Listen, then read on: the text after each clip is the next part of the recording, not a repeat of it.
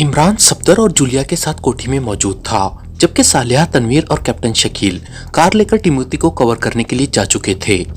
इमरान ने रॉल को फोन करके उसे विलिंगटन के मारूफ कोबरा क्लब का हवाला देकर बात कर ली थी, लेकिन उसने मुलाकात के लिए 2 घंटे बाद का वक्त लिया था ताकि रॉल को किसी किस्म का शक न पड़ सके। इसलिए 2 घंटे गुजारने के लिए वो तीनों एक ही कमरे में बैठे मौजूदा मिशन पर इजहार ख्याल कर रहे थे कि अचानक उन्हें कमरे के बाहर से सटक सटक की आवाजें सुनाई दी, तो वो तीनों बेख्तियार चौंक पड़े। ये कैसी आवाजें हैं? इमरान ने कहा, लेकिन अभी उसका फिक्रा मुकम्मल हुआ ही था कि उसका जहन किसी तेज रफ्तार लट्टू की तरह घूमने लगा। उसने अपने जहन को कंट्रोल करने की बेहद कोशिश की, लेकिन बेसूद उसका जहन गहरे अंधेरे में डूबता चला गया। फिर जैसे गहरे बादलों में अचानक बिजली चमकती है, इस तरह उसके तारीक जहन में रोशनी की लहर सी पैदा हुई और फिर ये रोशनी आहिस्ता आहिस्ता फैलती चली गई। इमरान की आंखें खुली तो उसे अपने जिस्म में दर्द की तेज लहरें दौड़ती हुई महसूस हुई और उसके साथ ही उसका शऊर जाग उठा। वो ये देखकर हैरान रह गया कि वो कोठी के कमरे की बजाय अब एक खासे बड़े कमरे की एक दीवार के साथ खड़ा है। उसके दोनों हाथ दीवार में फिक्स कुंडों में सर के ऊपर जकड़े हुए हैं। शायद इसी वजह से उसके बाजुओं और जिस्म में दर्द की लहरें से दौड़ रही थी। दाएं बाएं देखकर उसने बेख्तियार होंठ भींच लिए, क्योंकि उसके साथ ही सफदर भी इसी हालत में मौजूद था, जबकि उसके साथ जूलिया को बावजूद औरत होने के इसी हालत में जकड़ा गया था कि उसके दोनों हाथ उसके सर से बुलंद थे और जूलिया को इस हाल में देखकर उसने बेख्तियार होंठ भींच लिए थे। इन दोनों के जिस्म नीचे की तरफ ढलके हुए थे, जबकि इमरान, जिसका जिस्म पहले नीचे की तरफ ढलका हुआ था, लेकिन होश में आते ही वो सीधा खड़ा हो गया। इस तरह उसके बाजुओं में मौजूद दर्द की तेज लहरों में खासी कमी आ गई। उसे ये बात तो समझ आ गई थी कि उन्हें गैस से बेहोश किया गया है और फिर उस कोठी से यहाँ लाया गया है, लेकिन ऐसा किसने किया है इसका अंदाजा उसे ना हो रहा था। ये बात भी वो जानता था कि ऐसी जूद असर गैस के असरात काफी देर तक रहते हैं, इसलिए जूलिया और सफदर बदस्तूर बेहोश थे। अलबत्ता इमरान खुद ब खुद होश में आ गया था। इसकी वजह उसकी मखसूस जहनी वर्जिशें थी। कमरा खाली था और उसका इकलौता सामने मौजूद दरवाजा भी बंद था। इमरान ने कुंडों से हाथ निकालने की कोशिशें शुरू कर दी, लेकिन कुछ देर बाद ही उसने इरादा तर्क कर दिया, क्योंकि कड़े खासे तंग थे और उसका हाथ मुड़ने और इकट्ठा होने के बावजूद इन कड़ों से नहीं निकल रहा था। अब इमरान ने उन पर उंगलियां फेरना शुरू कर दी ताकि उन्हें खोलने और बंद करने के बटन को प्रेस करके आजादी हासिल कर सके, लेकिन कड़ों में ऐसा कोई बटन मौजूद न था। हालांकि वो जानता था कि इन कड़ों को खोलकर ही उन्हें इनमें जकड़ा गया था, लेकिन अभी यूं लगता था जैसे ये फौलादी कड़े इस अंदाज में बनाए गए हैं कि किसी सूरत खुल ही ना सकते हो। इसके बावजूद वो कोशिश में मसरूफ था कि सामने दरवाजे के बाहर से कदमों की आवाजें सुनाई दी, तो उसने अपनी उंगलियां रोक ली। अब उसकी नजरें दरवाजे पर जमी हुई थी। फिर दरवाजा खुला और 2 आदमी जो भारी जसामत के मालिक थे अंदर दाखिल हुए। ये दोनों सियाफाम थे। उनमें से एक ने सूट पहन रखा था, जबकि दूसरे ने आम सा लिबास पहन रखा था। उसके कंधे से मशीन गन लटकी हुई थी। इसे होश आ गया है। क्यों? क्या तुमने इसे होश दिलाया है? गार्ड, सूट वाले ने इमरान को होश में देखकर अपने साथी से मुखातिब होकर कहा। उसके लहजे में सख्ती थी। नहीं बॉस, जब मैं आपके लिए गेट खोलने गया तो ये बेहोश था, अब ये होश में है, गार्ड ने मुअद्दबाना लहजे में जवाब दिया। तुमने इनके मेकअप चेक किए थे? सूट वाले ने कुर्सी पर बैठते हुए कहा। यस बॉस, लेकिन ये मेकअप में नहीं है, गार्ड ने जवाब देते हुए कहा। कौन हो तुम? क्या नाम है तुम्हारा? बॉस ने इस बार बराह रास्त इमरान से मुखातिब होकर कहा, तो इमरान बेख्तियार चौंक पड़ा, क्योंकि अब वो उसकी आवाज और लहजे को पहचान गया था। ये रॉल्फ था, ब्लैक सन का रॉल्फ, जिससे इमरान ने मास्टर ग्रैंड बनकर बात की थी। मेरा नाम माइकल है और ये दोनों मेरे साथी हैं। हम तीनों एक्रीमीज हैं और यहाँ सियाहत के लिए आए हैं। ये सब हमारे साथ क्या हो रहा है? तुम कौन हो? तुमने हमें इस अंदाज में क्यों बांध रखा है? खास तौर पर एक खातून को इस अंदाज में जकड़ना खिलाफ तहजीब है, इमरान ने कहा, क्योंकि वो फोन पर राल्फ को कह चुका था कि अभी वो अताफिया में है और 2 घंटे बाद उस तक पहुंचेंगे। तुमने मुझे फोन क्यों किया था? राल्फ ने कहा। फोन? और तुम्हें ये क्या कह रहे हो? मैं तो तुम्हें पहली बार देख रहा हूँ और मुझे तो तुम्हारे नाम का भी इल्म नहीं है, इमरान ने कहा। तुमने फोन पर मुझे कहा था कि तुम्हारा नाम मास्टर ग्रैंड है, तुम्हारा ताल्लुक विलिंगटन के कोबरा क्लब से है और तुम यहाँ क्लब बनाने के लिए आ रहे हो। जब मैंने कोबरा क्लब से मालूमात हासिल की तो उन्होंने किसी मास्टर ग्रैंड से वाकिफ होने से इनकार कर दिया। फिर जिस फोन नंबर से तुमने कॉल की थी उसको चेक किया गया दोस्तों, ब्लैक सन का सिलसिला जारी रहेगा, लेकिन उससे पहले अगर आप हमारे चैनल पर नए हैं या अब तक आपने हमारे चैनल को सब्सक्राइब नहीं किया है तो चैनल को सब्सक्राइब करें और वीडियो को लाइक जरूर करें। शुक्रिया। तो ये फोन कार्सन कॉलोनी की कोठी नंबर 18 में नस्ब था। वहां चेकिंग कराई गई तो तुम तीनों वहां मौजूद थे। इस तरह तुम्हें बेहोश करके यहाँ लाया गया है और अब तुम सैया बन गए हो। बोलो, कौन हो तुम? असल हकीकत बताओ तो मैं तुम्हें माफ कर सकता हूँ, वरना तुम्हारे जिस्म का एक एक रेशा अलहदा करा दूंगा। रॉल्फ ने सख्त लहजे में कहा। हो सकता है मेरे साथी ने फोन किया हो, मुझे नहीं मालूम। इमरान ने गर्दन मोड़कर साथ ही कड़ों में जकड़े हुए खड़े सफदर की तरफ इशारा करते हुए कहा, गार्ड, इन दोनों को भी होश में ले आओ। रॉल्फ ने कहा, यस बॉस। गार्ड ने कहा और कोने में मौजूद अलमारी की तरफ बढ़ गया। सुनो, तुम्हारा नाम जो भी है, मेरी बात सुन लो कि तुमने मुझे यानी रॉल्फ को धोखा देने की कोशिश की है। अगर तुम्हारे मेकअप वॉश हो जाते तो तुम्हारी असलियत सामने आ जाती, लेकिन मेकअप वॉश ना होने के बावजूद तुमने बहरहाल मुझे धोखा देने की कोशिश की है और रॉल्फ को धोखा देने वाला कभी जिंदा वापस नहीं गया। इसलिए तुम तीनों की सजा मौत है। अब से कुछ देर बाद तुमने बहरहाल मरना है। रॉल्फ ने बड़े मुतकब्बराना लहजे में कहा। अगर फर्ज किया कि मेरे साथी ने फोन करके अपना नाम गलत बताया तो तुमसे क्या धोखा हुआ है? तुमसे कोई दौलत छीन ली गई है या क्या हुआ है कि तुम इस कदर चिरागपा हो रहे हो? इमरान ने कहा। बकबक मत करो वरना अभी गोली मार दूंगा, रॉल्फ ने यकलत गुर्राते हुए लहजे में कहा और इमरान के चेहरे पर ऐसे तासुरात उभर आए जैसे वो रॉल्फ के लहजे से खौफजदा हो गया हो। उसी लम्हे गार्ड वापस आ गया। उसके हाथ में एक लंबी गर्दन वाली बोतल थी। उसने सफदर के करीब जाकर बोतल का ढक्कन खोला और सफदर की नाक से बोतल का दहाना लगा दिया। चंद लम्हों बाद वो आगे बढ़ा और उसने जूलिया की नाक से भी बोतल का दहाना लगा दिया और चंद लम्हों बाद बोतल का ढक्कन लगाकर उसने बोतल जेब में डाल ली। इस लड़की को तो छोड़ दो, इस बेचारी का क्या कसूर है? ये तो हमारे साथ यहाँ से शामिल हुई है, इमरान ने उस वक्त कहा जब उसने सफदर और जूलिया दोनों को झटके खाकर सीधा होते देखा था। दोनों के मुंह से कराहें निकल रही थी। इमरान समझ रहा था कि ऐसा क्यों हो रहा है, क्योंकि हाथों के बल पूरे जिस्म के लटकने पर बाजुओं समेत पूरे जिस्म में दर्द की तेज लहरें दौड़ रही होंगी। लेकिन उसने ये अल्फाज दानिस्ता जूलिया को सुनाने के लिए कहे थे। उसके जहन में रिहाई पाने का एक खाका उभर आया था और उस खाके के तहत जूलिया उनकी रिहाई में मरकजी किरदार अदा कर सकती थी और उसे यकीन था कि जूलिया इंतहाई जहानत से ये रोल अदा कर लेगी। क्या नाम है तुम्हारे? रॉल्फ ने सफदर और जूलिया की तरफ देखते हुए सख्त लहजे में कहा। लेकिन उसी लम्हे जूलिया ने यकलक दहाड़े मार मार कर रोना शुरू कर दिया और वो इस तरह तड़प रही थी जैसे अभी उसकी जान निकल जाएगी। खामोश रहो वरना गोली मार दूंगा, रॉल्फ ने गुस्से से चीखते हुए लहजे में कहा। मुझे मत मारो, मैं बेगुनाह हूँ, मैंने कुछ नहीं किया, मुझे मत मारो, जूलिया ने और ज्यादा ऊंची आवाज में रोते हुए इंतहाई दर्द भरे लहजे में कहा। मैं कह रहा हूँ खामोश रहो वरना पहले तुम्हें गोली मार दूंगा, रॉल्फ ने जूलिया के रोने पर और ज्यादा बर्फरुख्ता होते हुए कहा। मुझे मत मारो, मैं तुम्हारी कनीज बनकर रहने को तैयार हूँ, तुम्हारी लौंडिया बन सकती हूँ, मुझे मत मारो, मैं इनके साथी नहीं हूँ, मैं तो यहाँ अकेले सेहत के लिए आई थी, इन्होंने मुझे बहला फुसलाकर अपने साथ शामिल कर लिया, ये होंगे तुम्हारे मुजरिम, मैं नहीं हूँ, इन्हें बेशक गोली मार दो मगर मुझे ना मारो, तुम जो कहोगे मैं वो करने के लिए तैयार हूँ, जूलिया ने और ज्यादा रोते हुए कहा। उसकी आंखों से वाकई आंसू उसके गालों पर बह रहे थे। लड़की तो तुम अच्छी हो, ठीक है अभी तुम खामोश रहो, जब इनका खात्मा हो जाएगा फिर तुम्हारे बारे में सोचेंगे, रॉल्फ ने इस बार कदरे नर्म लहजे में कहा। मेरे जिस्म में शदीद दर्द हो रहा है, ऐसा ना हो कि मैं मर जाऊं, मुझे इन कड़ों से निकाल कर बेशक फर्श पर बिठाकर रस्सी से बांध दो प्लीज, जूलिया ने रोते हुए और सिसकियां लेते हुए कहा। गार्ड, रॉल्फ ने कहा। यस बॉस, गार्ड ने मुअद्दबाना लहजे में जवाब देते हुए कहा। इस मुसीबत को खोलकर और फिर कुर्सी पर बैठाकर रस्सी से बांध दो वरना ये रो रो कर मर जाएगी, और लड़की अच्छी है, मुझे पसंद आ गई है, रॉल्फ ने कहा। बॉस, आपके कमरे में पहुंचा दूं इसे, गार्ड ने कहा। नहीं, पहले इसे अपने साथियों को मरते देखने दो ताकि अगर इसके जहन में कोई गड़बड़ हो तो वो भी निकाल दे, रॉल्फ ने कहा। यस बॉस, गार्ड ने कहा और अलमारी की तरफ बढ़ गया। और हाँ सुनो, अलमारी से कोड़ा भी निकाल लाना, इन दोनों का रेशा रेशा अलग होगा तो इन्हें मेरी बात समझ आएगी, रॉल्फ ने कहा। यस बॉस, गार्ड ने जवाब दिया। जूलिया हिचकियां ले रही थी। बस अब तुम्हारी बात मान ली गई है, अब तुम खामोश हो जाओ वरना मेरा दिमाग घूम गया तो पहले तुम्हें गोली मार दूंगा। इस बार रॉल्फ ने बड़े करक लहजे में कहा। तो जूलिया की हिचकियां आहिस्ता हो गई, लेकिन बहरहाल वो हिचकियां ले रही थी, जैसे उन्हें रोकना उसके बस से बाहर हो। क्या नाम है तुम्हारा? रॉल्फ ने पूछा।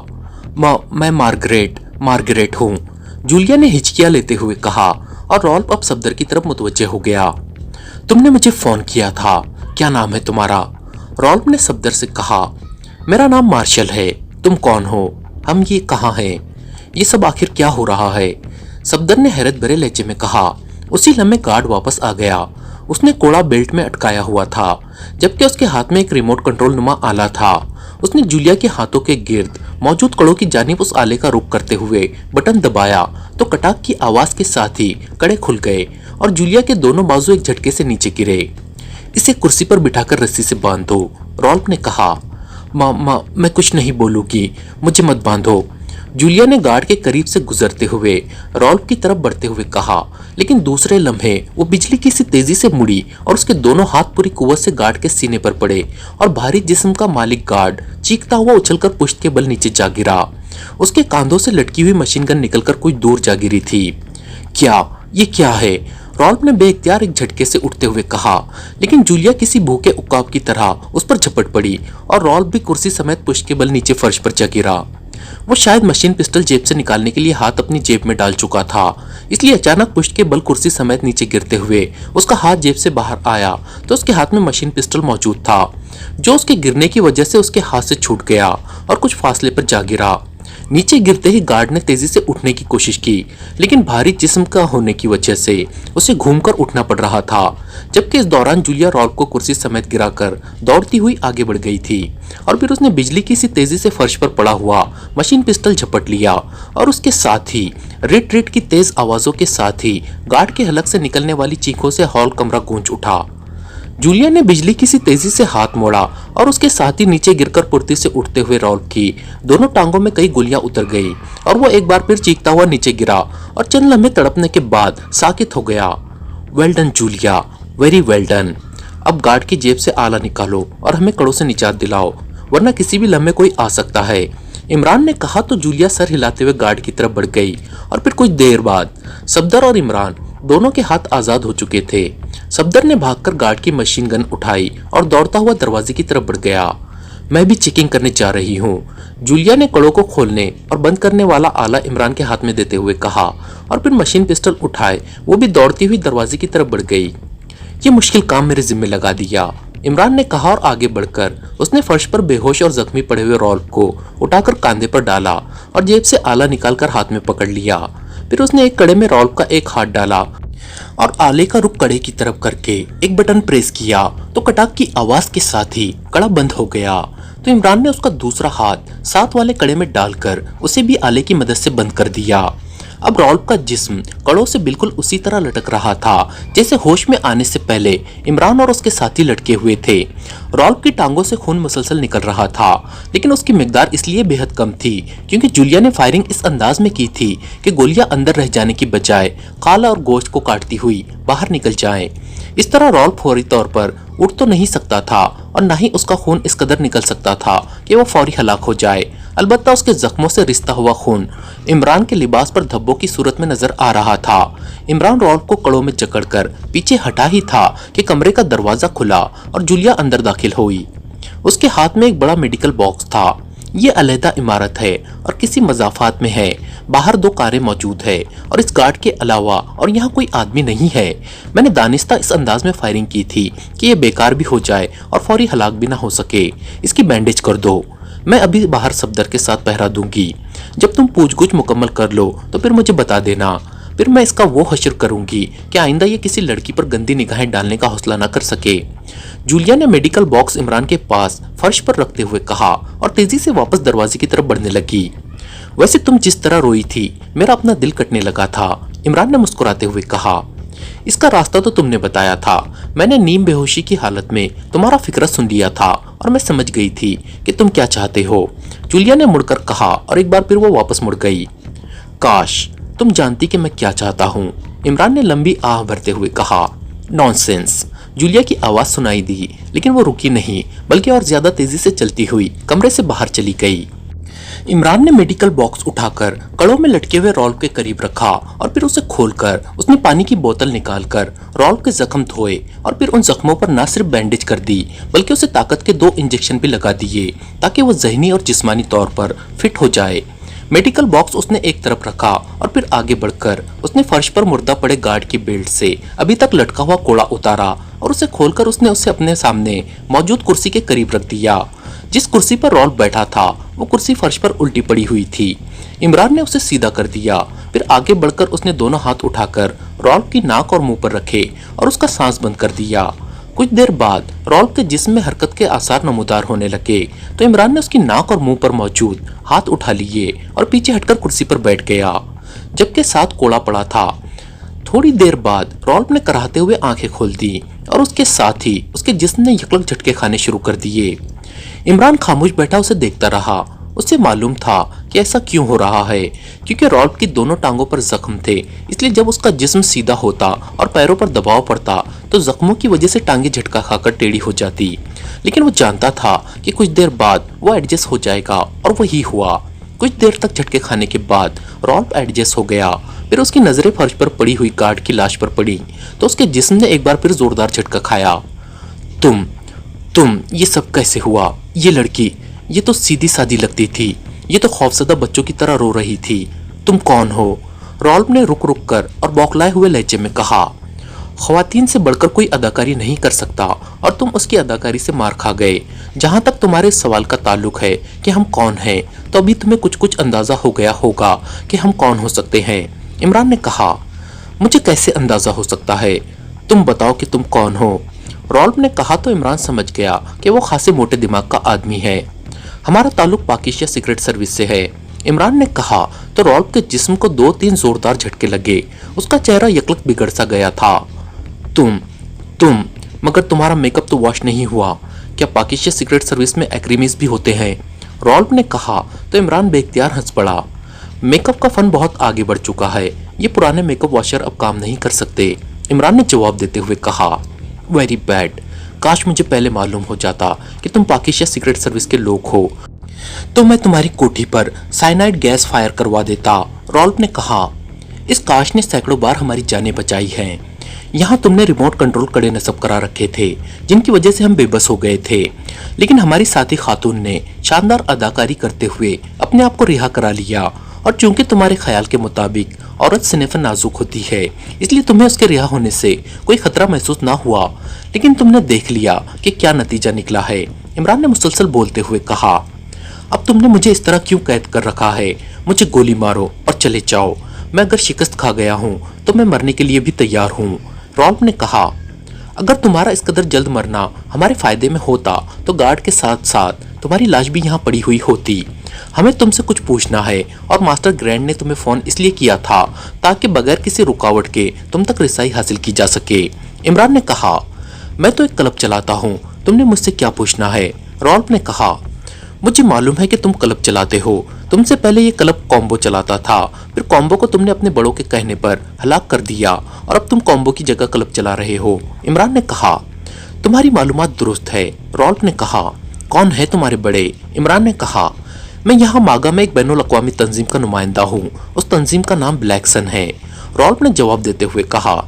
बैनुल अक़वामी तंजीम बराह रास्त नुमाइंदे नहीं रखती, इसके सेक्शंस होते हैं। तुम्हारा ताल्लुक किस सेक्शन से है? इमरान ने कहा। मेरा ताल्लुक सुपर टॉप सेक्शन से है, रॉल्फ ने जवाब दिया। इमरान समझ रहा था कि रॉल्फ क्यों सब कुछ इतनी आसानी से बताए चला जा रहा है, क्योंकि उसे मालूम था कि बैनुल अक़वामी तंजीमों के बड़ों पर आसानी से हाथ नहीं डाला जा सकता। लेकिन इमरान को मालूम था कि जब उसने लेबॉर्ट्री के बारे में पूछना है तो उस वक्त उसका मोटा दिमाग घूम जाएगा। तो तुम एक छोटा सा क्लब चला रहे हो, तुम्हारे ऊपर बॉस कौन है? इमरान ने कहा। नाराक में है रॉक्स, वो हमारा सेक्शन चीफ है। उसके ऊपर सब हेडक्वार्टर है जिसका इल्म किसी को भी नहीं है। उसके ऊपर लाजमन हेडक्वार्टर होगा जिसके बारे में आज तक सुना ही नहीं, रॉल्फ ने जवाब दिया। तुम्हें रॉक्स का पता तो मालूम होगा, इमरान ने कहा। हाँ, वो क्रॉस क्लब का मालिक है और जनरल मैनेजर भी, और फोन नंबर भी बता देता हूँ। उसके पीछे जाओगे तो वो तुमसे खुद ही निमट लेगा, रॉल्फ ने कहा और फोन नंबर बता दिया। उनसे तो बाद में निमटेंगे, पहले तुमसे तो निमट ले। तुमने पाकिस्तानी साइंसदान डॉक्टर आफ्ताब को हलाक किया था, इमरान ने कहा। मैंने नहीं, कॉम्बो ने किया था और इसीलिए चीफ ने कॉम्बो को मौत की सजा दी थी। रॉल्फ ने जवाब देते हुए कहा। डॉक्टर आफ्ताब को मास्टर आइलैंड कौन ले गया था? इमरान ने कहा तो रॉल्फ के जिस्म ने एक जोरदार झटका खाया। इस सवाल का असर उस पर ऐसा हुआ था जैसे इमरान ने सवाल करने की बजाय उसे कोड़ा मार दिया हो। तुम्हें ये सब कैसे और कहां से मालूम हुआ? रॉल्फ ने हैरत भरे लहजे में कहा। उसके चेहरे पर भी हैरत के तासुरात उभर आए थे। हमारा ताल्लुक सीक्रेट सर्विस से है, इसलिए ऐसी बातें मत करो और मेरे सवाल का जवाब दो, इमरान ने कहा। बस मैंने बहुत कुछ बता दिया है, इससे ज्यादा एक लफ्ज भी नहीं बताऊंगा, चाहे तुम मुझे गोली मार दो, रॉल्फ ने अकड़े हुए लहजे में कहा। चलो ये बताने में तो कोई हर्ज नहीं है कि मास्टर आइलैंड कहाँ है, इमरान ने कहा। मुझे नहीं मालूम, ये सब काम कॉम्बो करता था और वो मर चुका है। रॉल्फ इस बार वाकई बाकायदा अकड़ गया था। उसका अंदाज ऐसा था जैसे वो किसी ट्रांस से बाहर निकल आया हो।